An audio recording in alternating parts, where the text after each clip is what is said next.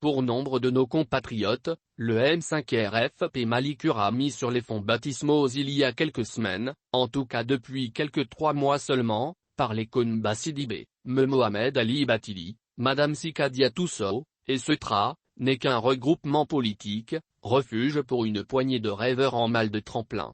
La conférence de presse organisée par ces derniers le mardi, 25 octobre, suivie par le décret N-2022-0626/PTRM du 28 octobre 2022, a bien clarifié leur ligne de conduite.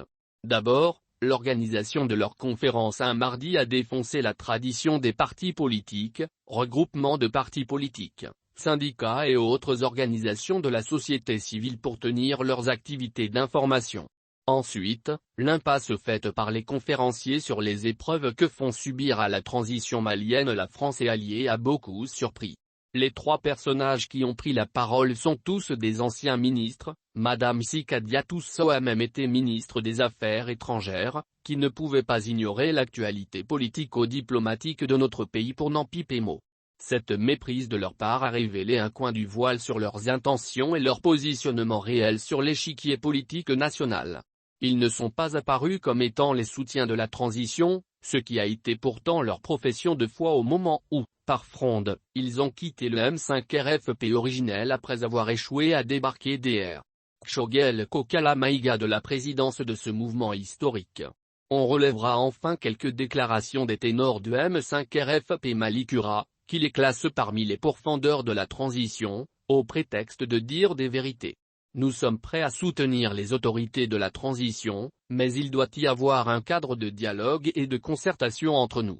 Par ces mots, elle a certainement fait savoir que leur soutien à la transition n'est pas encore acquis à 100% au motif qu'il n'existe pas de cadre de concertation avec le pouvoir transitoire, contrairement à ce qui se passe, on le comprend aisément, avec l'autre M5RFP, le vrai, celui que préside toujours le Premier ministre en titre, Dr.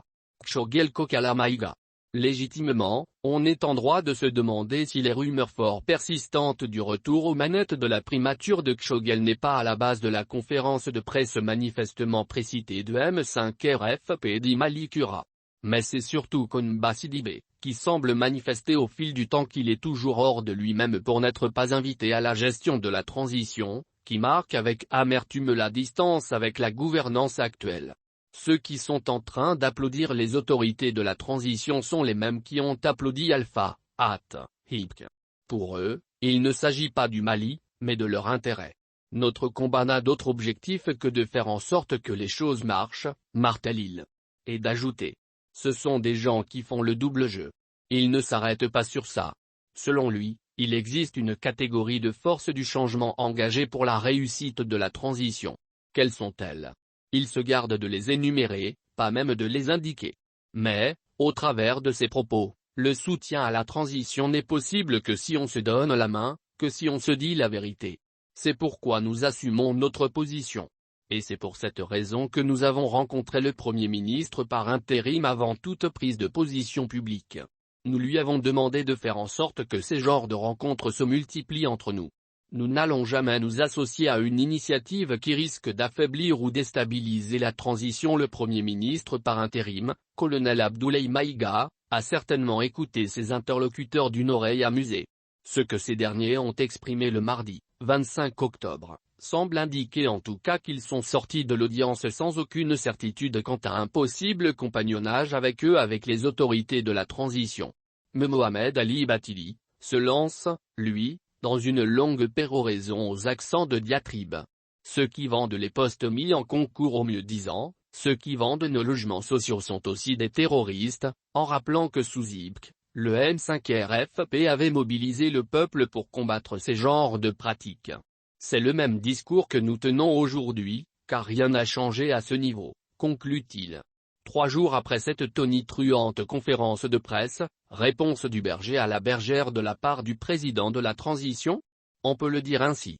Colonel Assimi Goïta, clé de voûte des institutions transitoires, a rendu publique la liste des 26 personnalités complétant les membres du CNT, Conseil national de transition, à 147, conformément aux recommandations des Assises nationales de la refondation. Celle-ci fait de la place aux organisations constituant le M5RFP originel, les 4 premiers noms de la liste du décret 0626, mais aussi du FSD, CNIEUR, en plus de l'APM, tous du M5RFP que préside toujours Dr. Choguel Kokalemaïga. Commentaire amusé d'un militant du M5RFP authentique. Monsieur le Président de la Transition a administré un véritable pied de nez aux gars du Mali Cura je ne sais pas quoi. Comprendront-ils le message?